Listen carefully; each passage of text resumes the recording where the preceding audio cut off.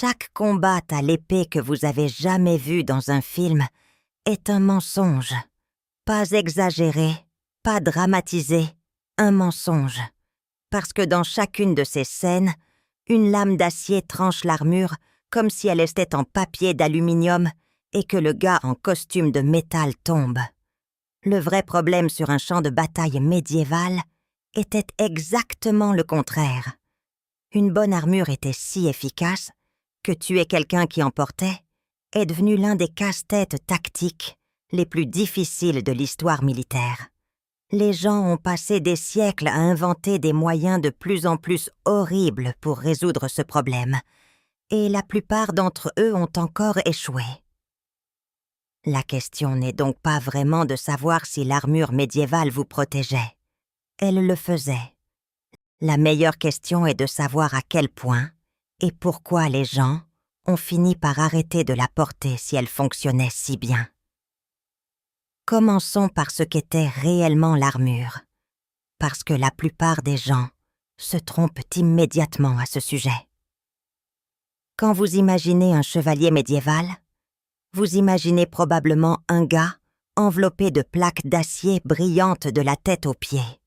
Cette image est exacte pour environ un siècle sur les quelques 500 ans que nous appelons la période médiévale.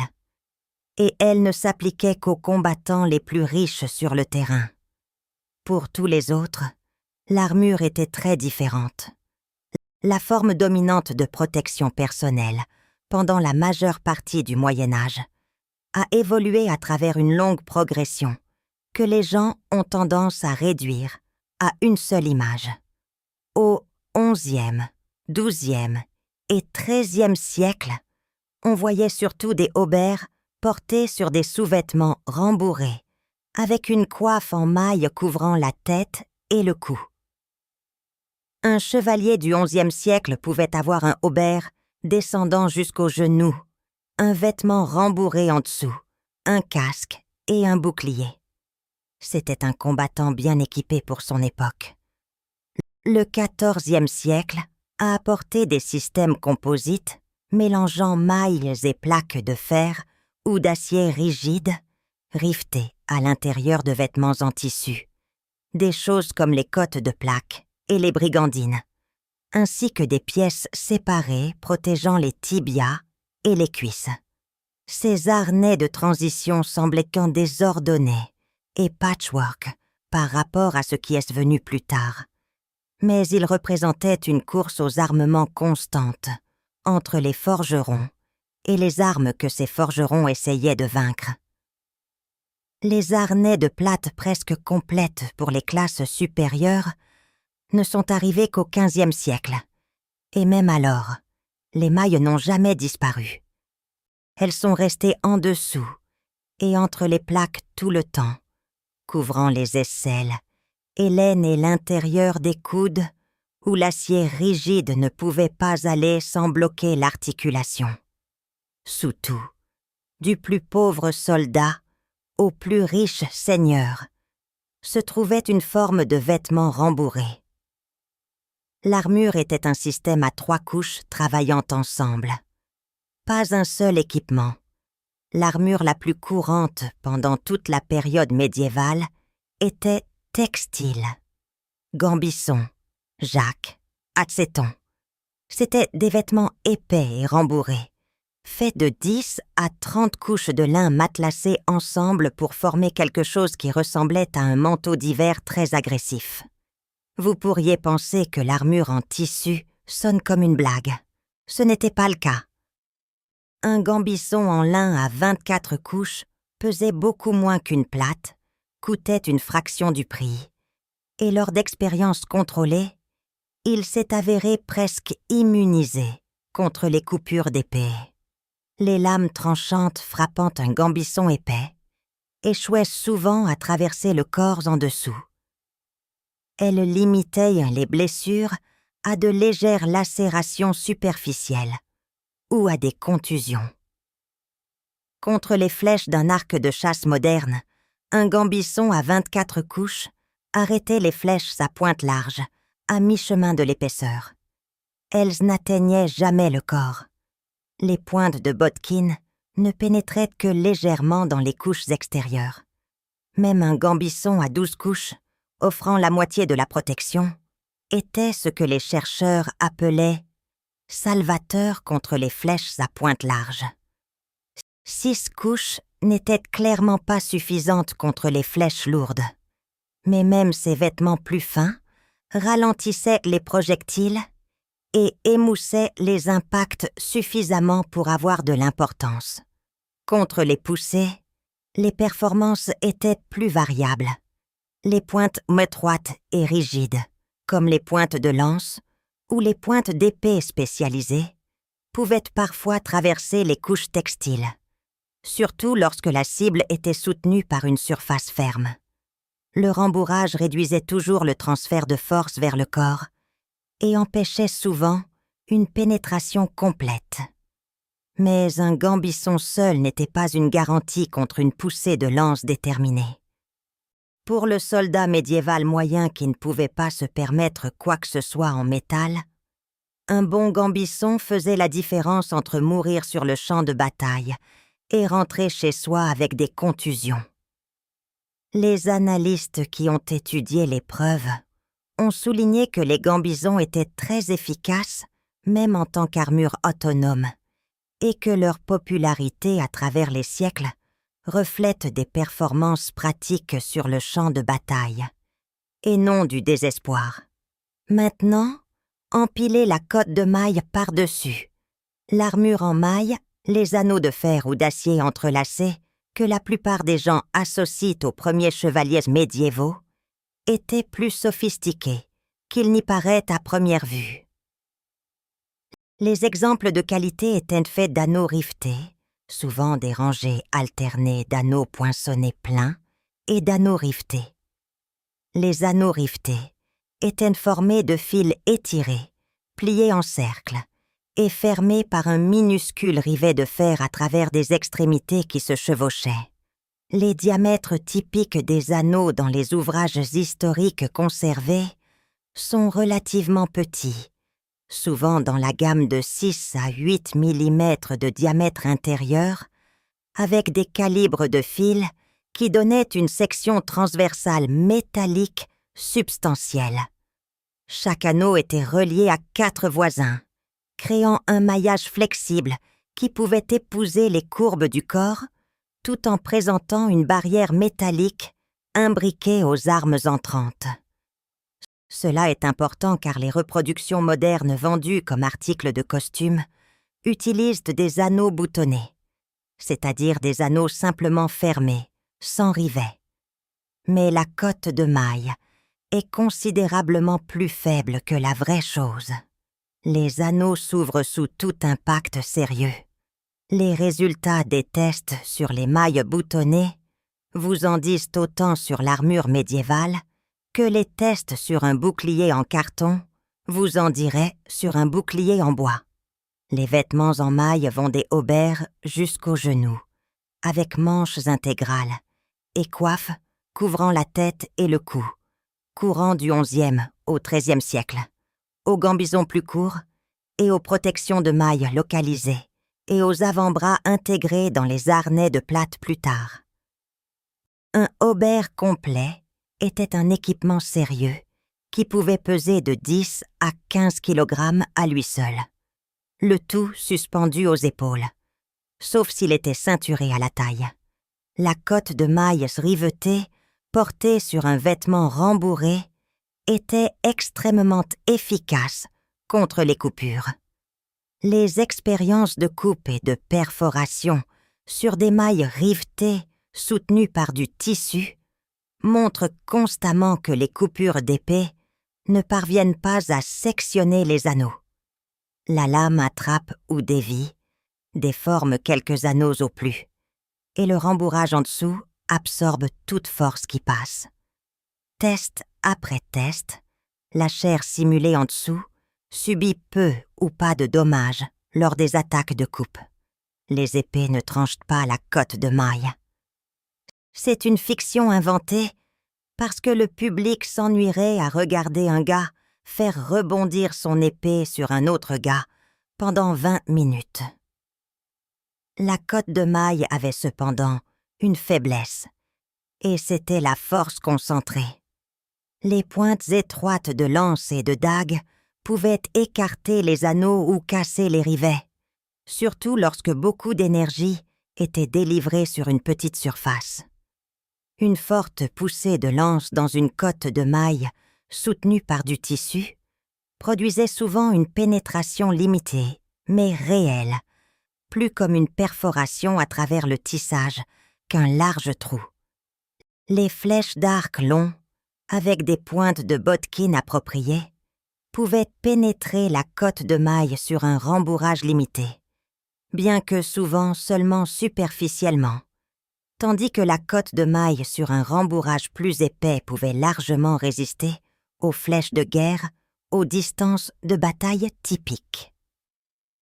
Les tests sur des mailles de l'ère viking rivetées montrent que les fortes poussées de lance ou les puissants carreaux d'arbalète pouvaient ouvrir les anneaux et percer, tandis que de nombreux impacts d'épée et de flèches échouaient ou ne pénétraient que partiellement.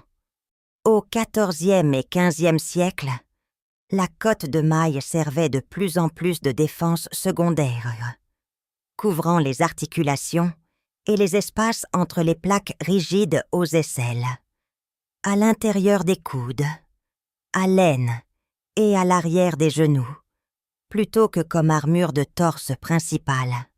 Elle est restée essentielle, car aucune armure réaliste ne pouvait couvrir chaque centimètre carré du corps, avec des plaques épaisses, sans rendre le mouvement impossible. La flexibilité de la cotte de maille permettait de couvrir des articulations complexes à un poids acceptable, échangeant une certaine vulnérabilité contre la capacité de plier réellement les bras. C'est pourquoi l'armure de Platz s'est développée. Pas parce que la cotte de maille était mauvaise. La cotte de maille était excellente dans ce qu'elle faisait. La plate répondait aux menaces que la cotte de maille ne pouvait pas gérer seule. Au XVe siècle, les combattants les plus riches sur un champ de bataille européen portaient, ce qui équivalait à une coquille d'acier sur mesure. Un harnais de plate complet vous couvrait de la tête aux pieds de plaques d'acier façonnées. Plastron et dossard. Une protection pour les hanches et le haut des cuisses. Harnais de jambes complet. Protection de bras articulés. Gantelets et un casque à visière. Des protections de mailles couvraient les espaces restants. En dessous se trouvait un pourpoint d'armes sur mesure, rembourré et renforcé de points de lassage où chaque pièce d'armure était attachée. Ces points de lassage répartissaient le poids uniformément sur le corps et empêchaient les plaques de bouger sous l'impact. La métallurgie est là où les choses deviennent vraiment surprenantes. Alan Williams et d'autres chercheurs ont analysé des plastrons survivants du XVe siècle et ont trouvé des teneurs en carbone et des traitements thermiques comparables aux aciers à outils modernes. Ce n'était pas juste du fer martelé en forme. Les armuriers de la fin du Moyen Âge produisaient de l'acier à teneur moyenne en carbone, qui était durci et revenu, pour résister à des menaces spécifiques. Ils comprenaient, que ce soit par des connaissances formelles ou par des générations d'essais et d'erreurs empiriques, que la façon dont on chauffait et refroidissait l'acier modifiait ses propriétés. Un forgeron qui trempait un plastron dans de l'eau ou de l'huile, puis le revenait à la bonne température, pouvait produire un acier suffisamment dur pour résister à une lame, mais suffisamment résistant pour ne pas se briser à l'impact. La différence entre un plastron en fer brut et un en acier à teneur moyenne en carbone, correctement traité thermiquement, était énorme en pratique. La plaque traitée résistait à la pénétration beaucoup plus efficacement, car elle était véritablement plus dure, pas seulement plus épaisse.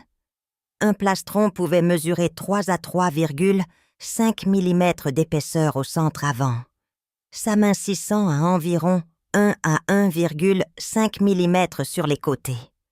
Ce cône était délibéré. Vous obteniez une zone épaisse sur votre cœur, et vos poumons ou les armes entrantes étaient les plus susceptibles de frapper, tandis que l'acier plus fin sur les flancs économisait du poids. La courbure et les nervures estampées sur la surface augmentaient l'épaisseur effective et encourageaient les coups de glissement, renvoyant la force entrante sur le côté, au lieu de la faire entrer directement. Les plaques de bras et de jambes étaient généralement plus minces, souvent autour de 1 à 1,5 mm dans les originaux survivants, façonnés pour dévier et soutenus par du rembourrage et parfois des mailles. Les casques et les visières pouvaient être localement plus épais, car la tête et le visage sont des cibles prioritaires et peuvent tolérer une masse plus rigide. Un harnais de campagne complet pesait généralement entre 25 et 32 kg, soit environ 55 à 70 livres. Cela semble beaucoup, jusqu'à ce que vous réalisiez qu'il était réparti, sur chaque membre, et ancré à un vêtement ajusté en dessous. Un soldat d'infanterie moderne, transportant une charge de combat complète, avec armure, armes, munitions, eau, radio, et sac-porte, couramment 30 à 50 kg. Et la plupart de cela pend de leurs épaules et de leurs hanches, d'une manière qui laisse les jambes supporter tout le stress. Le chevalier médiéval avait sa charge répartie des chevilles au cuir chevelu. Chaque articulation supportait sa part. Le poids sur une seule partie du corps était modeste. C'est pourquoi l'image de chevaliers hissés sur des chevaux par des grues est un non-sens absolu. Ce mythe provient en partie des armures de joutes ultérieures, qui étaient des équipements de tournoi spécialisés pesant 40 à 50 kg ou plus, construites absurdement épaisses dans des zones spécifiques, car elles ne devaient résister qu'à un seul type d'attaque venant d'une seule direction. Les harnais de joute n'étaient pas conçus pour la mobilité sur le champ de bataille, pas plus qu'une cage de sécurité de NASCAR n'est conçue pour le stationnement en parallèle. L'armure de campagne était un animal complètement différent. Des expériences avec des harnais de reproduction historiquement précis montrent des porteurs entraînés, courant, sautant, grimpant aux échelles, roulant au sol et même faisant des saltos. Une démonstration bien connue impliquait un homme en armure de reproduction complète du XVe siècle, faisant un saut debout sur un cheval depuis le sol sans étrier. On pouvait se battre avec ces trucs. On pouvait se relever après avoir été renversé. On pouvait grimper à une échelle de siège, ce que les hommes en plate complète faisaient en fait régulièrement pendant la période. Le compromis n'était pas de savoir si vous pouviez fonctionner. Le compromis était de savoir à quelle vitesse vous alliez vous fatiguer. Et ce compromis était réel. Des études physiologiques utilisant des armures répliques du XVe siècle, pesant de 30 à 50 kg, ont montré que le port d'une armure complète double environ le coût énergétique de la marche ou de la course. Cela restreint également la respiration, car le plastron limite l'expansion de votre cage thoracique. Partant frais sur terrain plat, un homme en forme portant une bonne armure pouvait soutenir un combat pendant un laps de temps raisonnable avant que l'épuisement ne s'installe. Partant chaud, dans la boue, sur une pente, l'horloge a commencé à tourner beaucoup plus vite. Cela aura une importance énorme lorsque nous arriverons à une cour. Maintenant, la chose dont tout le monde discute, les flèches. Ce débat dure depuis des décennies, et génère plus de chaleur que presque toute autre question dans l'histoire militaire médiévale. Une flèche d'arc long anglais pouvait-elle percer une armure de plaque? La réponse courte est généralement non si la plaque était de bonne qualité.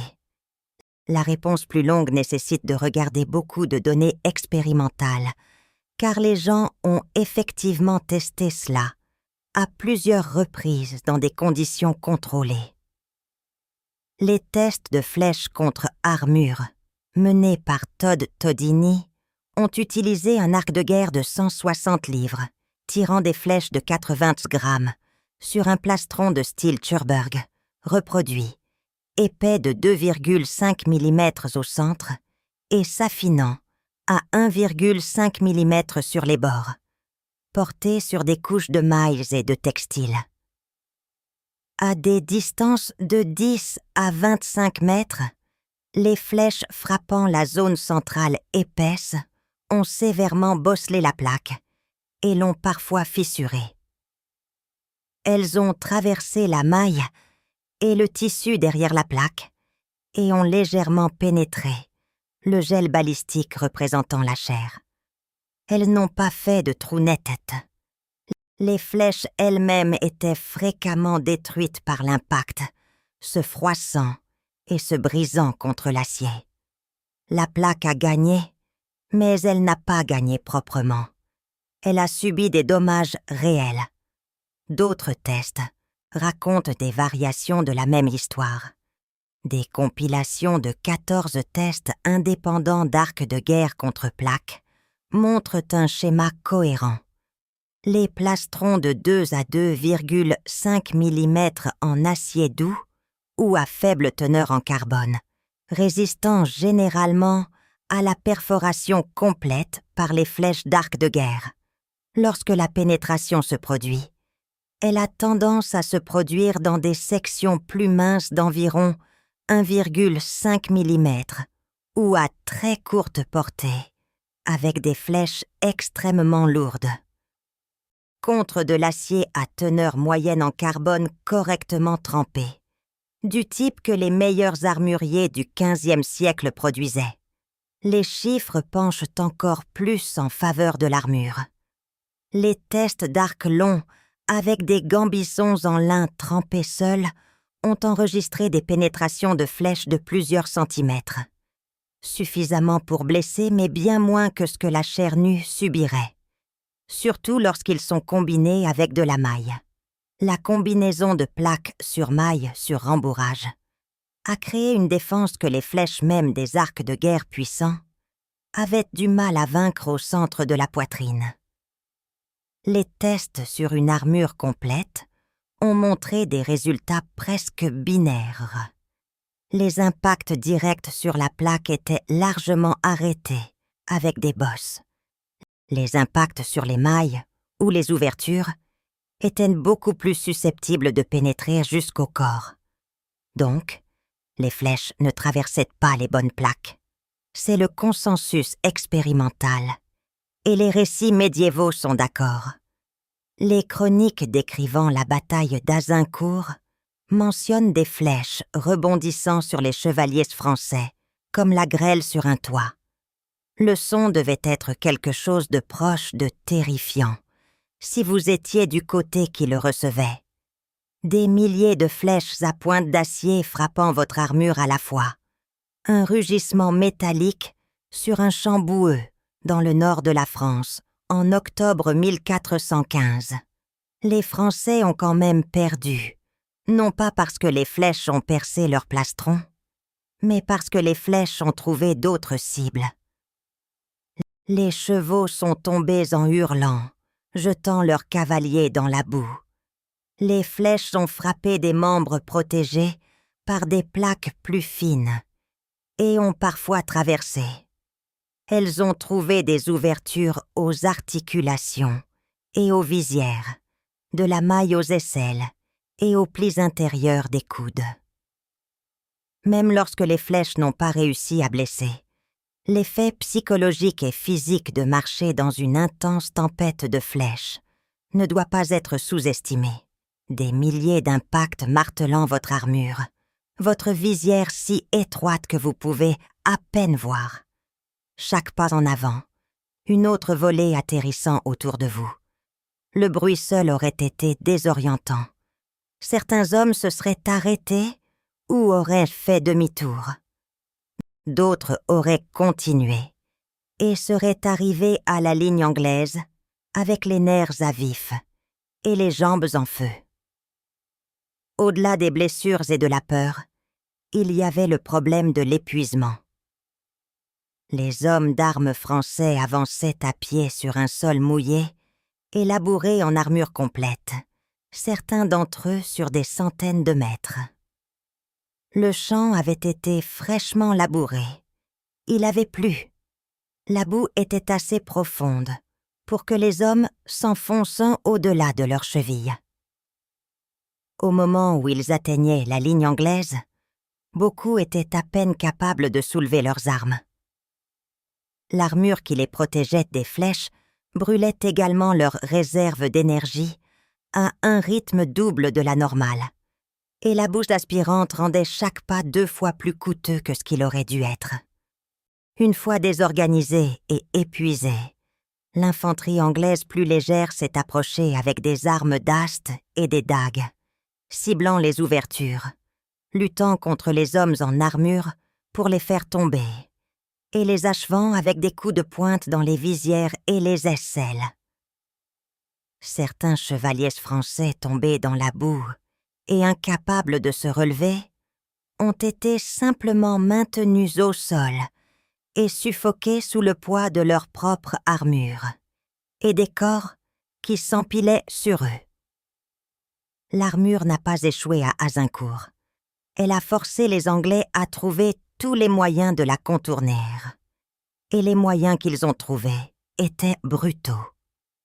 Des batailles comme Crécy en 1346 et Poitiers en 1356 racontent des histoires similaires. Les hommes en armure de plaque n'étaient pas facilement tués par des flèches frappant leur torse, mais leurs chevaux étaient vulnérables. Leurs membres moins blindés étaient vulnérables. Et une fois démontés et coincés dans un terrain défavorable tout en étant fatigués, ils étaient à la merci de troupes plus légères qui connaissaient les ouvertures. Ce schéma se répète tout au long de la période médiévale. Chaque fois que la protection s'améliorait, les armes s'adaptaient. Lorsque la maille est devenue courante, les arbalètes sont devenues plus puissantes et les lances plus lourdes. Lorsque les plaques sont apparues, les armes tranchantes sont devenues presque inutiles contre un adversaire bien armé. Vous ne pouvez pas couper de l'acier trempé courbé avec une épée. La lame glisse et laisse une éraflure. La personne à l'intérieur ne remarque presque rien. Les manuels de combat médiévaux reflètent cela avec une honnêteté fascinante. Ils ont cessé d'apprendre aux gens à couper l'armure, car cela ne pouvait pas être fait. Au lieu de cela, ils ont enseigné le demi-épée, où vous saisissez la lame de votre épée longue avec une main près de la pointe et utilisez la pointe comme une lance courte, la dirigeant dans les ouvertures aux aisselles, les fentes de visière, l'aine ou entre les plaques aux articulations. Ils ont enseigné le coup de meurtre, Moro en allemand, où vous retournez l'épée et frappez avec une garde ou un pommeau comme un marteau contre le casque ou les articulations du genou. Ils ont enseigné des techniques de lutte et de grappling, conçues pour jeter un adversaire en armure au sol, afin de pouvoir le maîtriser et l'achever avec une dague ronde dans un point faible.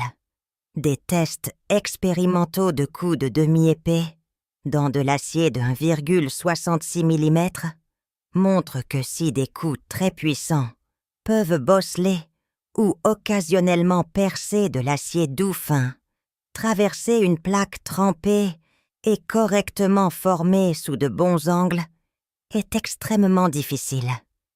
Cibler les ouvertures était beaucoup plus fiable que d'essayer de traverser la plaque elle-même. Considérez ce que cela signifie. L'épée l'arme la plus associée au combat médiéval, est devenue un outil spécialisé pour exploiter quelques centimètres de vulnérabilité dans un système défensif par ailleurs complet.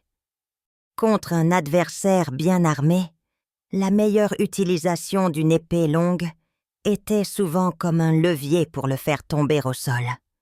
Les lances dans le combat d'infanterie pouvaient délivrer des coups puissants, surtout lorsqu'elles étaient calées ou utilisées en formation serrée, où plusieurs hommes poussaient contre une seule cible. Contre les plaques, elles faisaient face aux mêmes limitations que les épées de poussée, mais bénéficiaient de la portée et de la masse. Un coup de lance puissant pouvait occasionnellement écarter les anneaux de maille et pénétrer un rembourrage ou glisser dans les ouvertures aux aisselles ou entre les plaques. Mais il traversait rarement une plaque d'acier intacte. À cheval, les lances délivraient une énergie énorme. L'élan combiné d'un cheval et d'un cavalier concentré sur une pointe étroite était suffisamment dévastateur pour que la réponse ne soit pas seulement une armure plus lourde, mais des harnais de joutes spécialement renforcés, souvent beaucoup plus épais que l'armure de champ conçue pour absorber ce type d'impact spécifique. Même avec ces lances, l'objectif contre un adversaire monté entièrement en armure était souvent de le désarçonner ou de l'étourdir, plutôt que de transpercer le torse.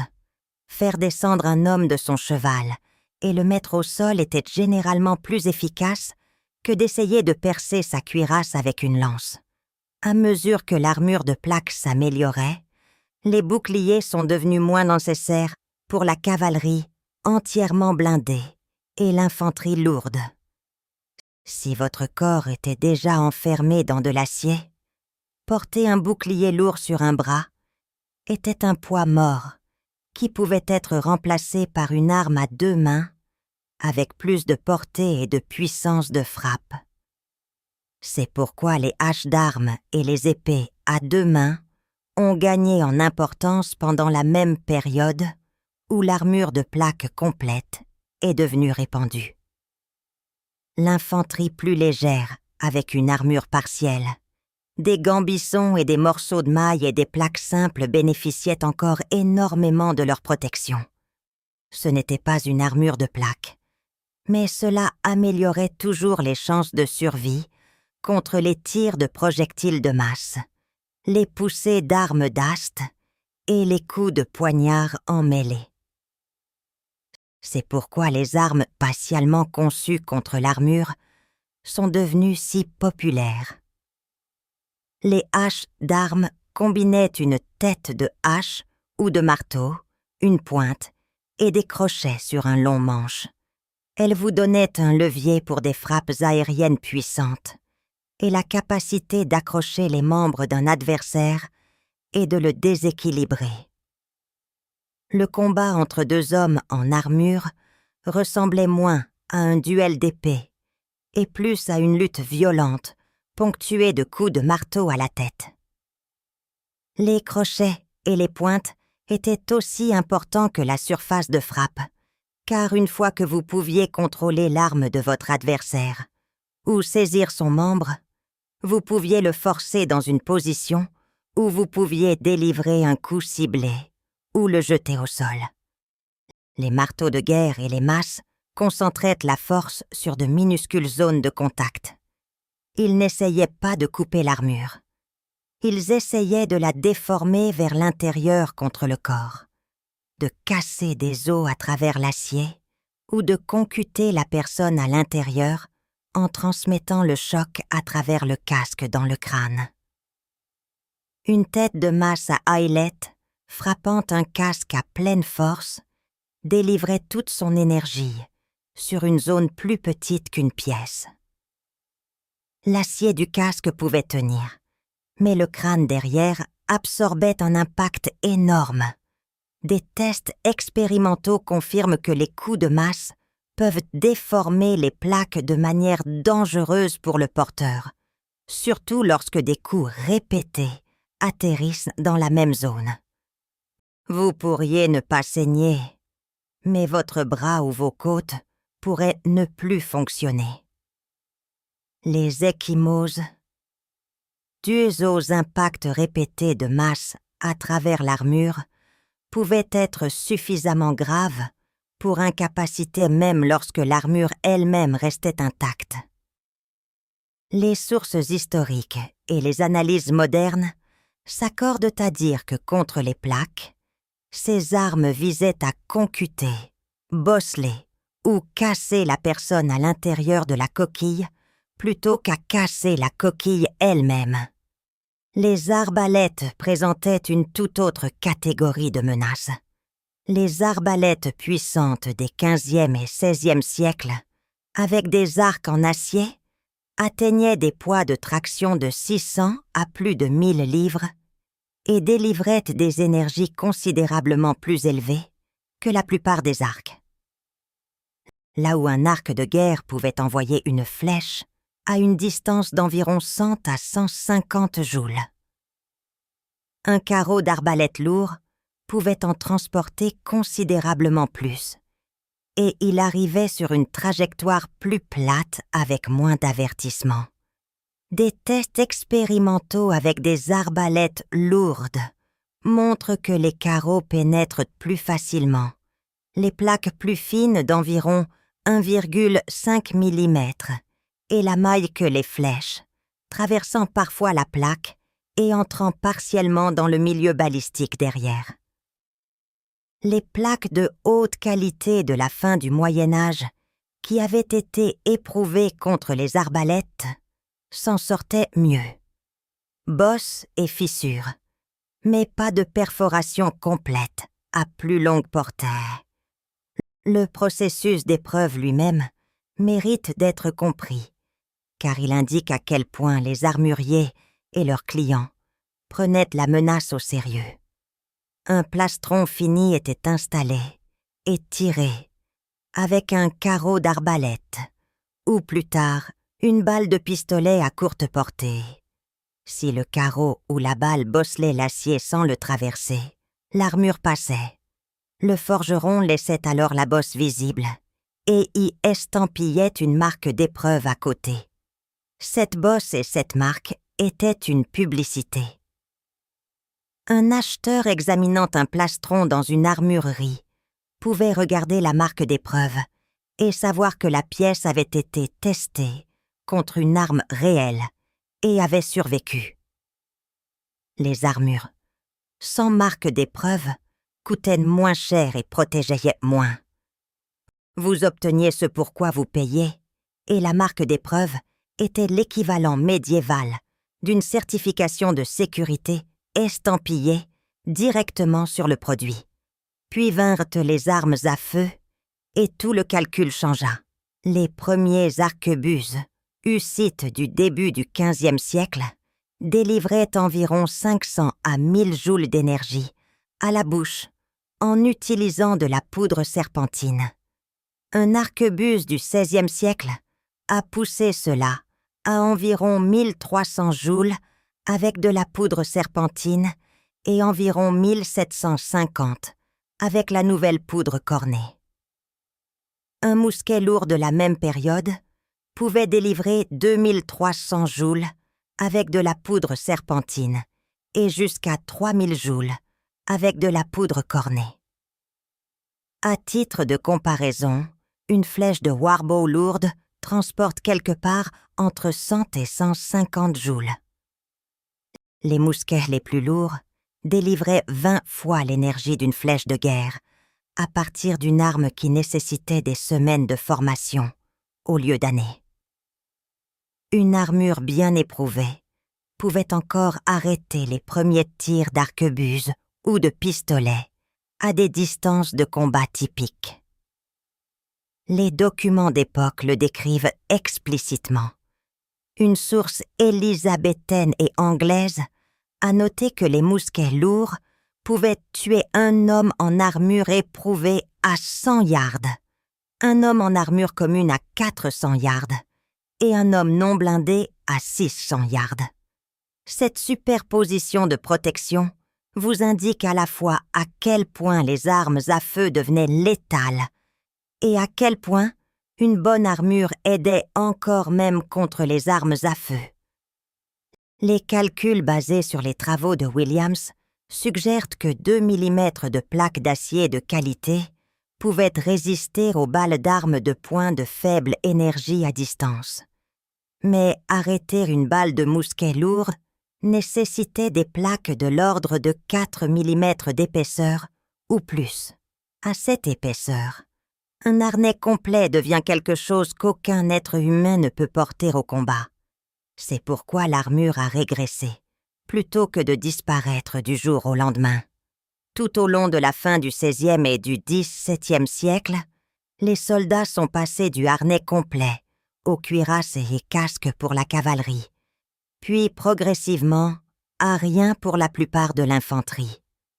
Le coût et le poids de rendre une armure résistante aux mousquets, pour tout le corps, dépassaient ce qui était pratique, surtout lorsque les armes à feu continuaient de devenir plus puissantes à chaque génération. Les tactiques d'infanterie se sont déplacées vers de grandes formations de piquiers et de tireurs, où le volume de feu était plus important que la protection individuelle.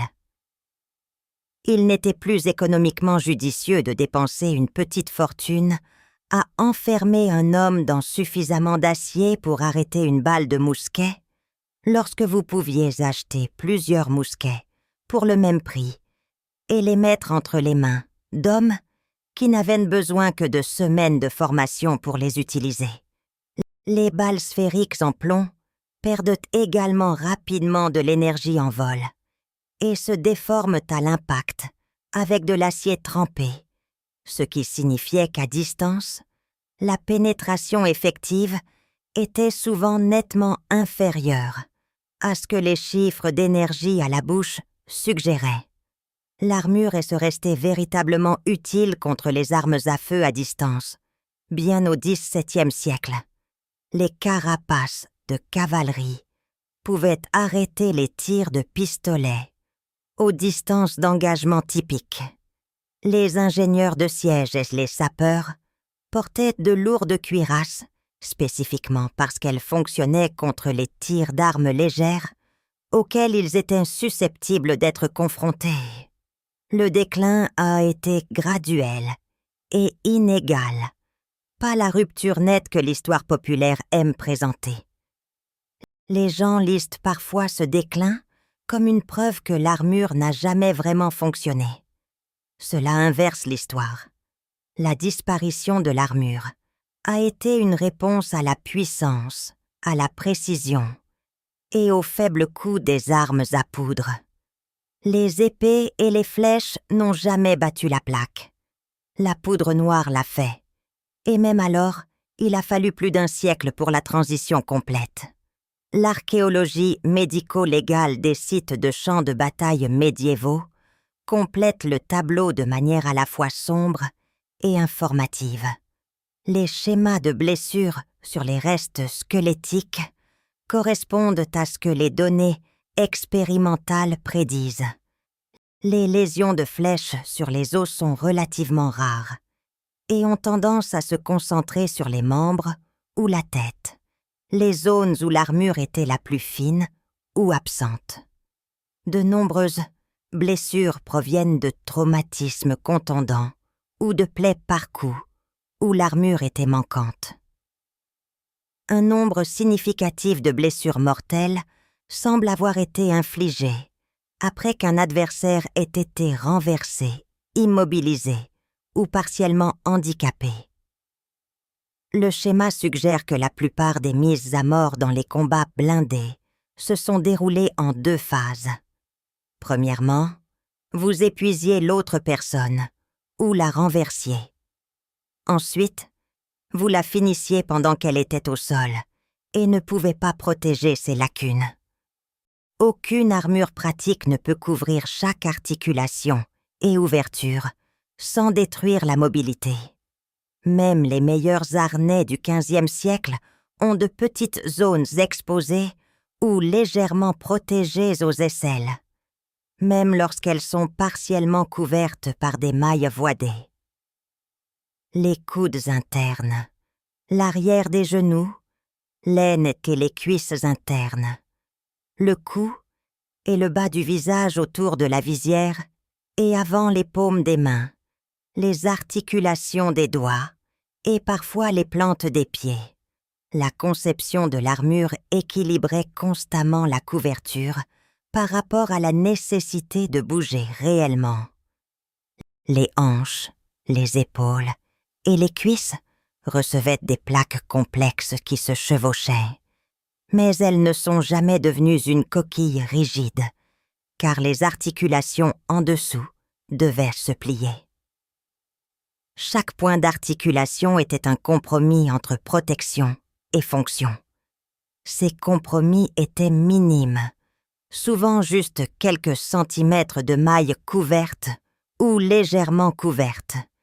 Mais un adversaire qualifié avec une arme pointue savait exactement où les chercher.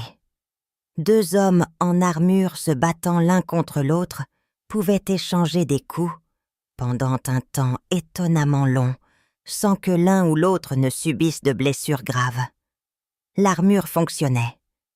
Le combat se terminait lorsque quelqu'un était fatigué, trébuchait, était accroché par une hache d'arme, ou se retrouvait face contre terre dans la poussière, avec un poignard sondant l'espace entre le casque et le collier. Les résultats étaient souvent binaires. Un coup solide échouait complètement, ne laissant rien de pire qu'une contusion, ou il trouvait une faille et causait une blessure grave. Il y avait étonnamment peu de terrain d'entente entre bien et fini. L'armure de plaque médiévale n'était pas le costume décoratif que la culture populaire prétend. Un harnais complet de la fin du Moyen Âge, porté sur une cotte de mailles, et un rembourrage, était l'un des systèmes de protection personnelle les plus efficaces jamais construits avant l'ère moderne. Cela ne vous rendait pas invincible. Cela vous rendait très difficile à tuer avec autre chose que des armes spécialisées, l'épuisement physique, ou une frappe précise dans l'une des quelques lacunes restantes dans une coquille d'acier qui couvrait presque chaque pouce de votre corps.